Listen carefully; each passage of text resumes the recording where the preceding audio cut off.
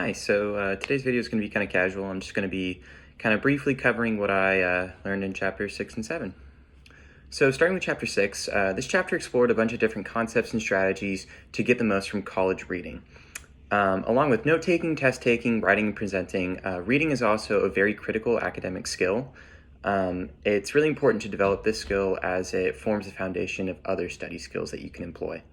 The textbook breaks this down into 3 easy steps for us. So first, you have to kind of mentally prepare yourself to read and sort of get in that mindset. And then you have to read with focus and really absorb the material that you're reading. And lastly, you need to review what you read to further commit it to memory. When you're preparing yourself to read, try planning what content you're going to be going over. So familiarize yourself with the chapters and even the table of contents in your textbook if you need to. To focus on what you're reading, try making mental notes and personal connections throughout the chapter, and make sure that you understand what you're reading and clarify any material that you're unsure of. And lastly, when you're reviewing what you've read, try reciting key concepts in your own words, and feel free to jot down some notes as you go.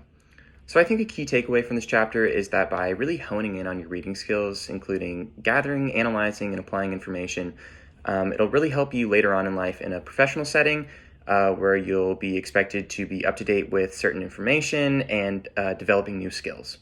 So moving on to chapter 7, this chapter is all about effective note-taking. So to take good notes, the textbook introduces a 4-step process, kind of similar to the one that we talked about in chapter 6. So first, prepare yourself to take notes. Actively listen, watch, read, or participate on the information being given to you, and record that information, and finally review it. There are several different methods that you can employ when taking notes. The 4 methods the chapter talks about are outlining, the Cornell system, mapping, and charting. So outlining is basically a way to structure information using numbers, letters, or bullet points. With the Cornell system, you kind of actively summarize main points and key terms and even make potential test questions for yourself. Mapping is a way to help you visualize concepts using branches, symbols, or drawings, things of that nature. And then charting, as the name suggests, is just putting information in a series of rows and columns, or essentially a chart.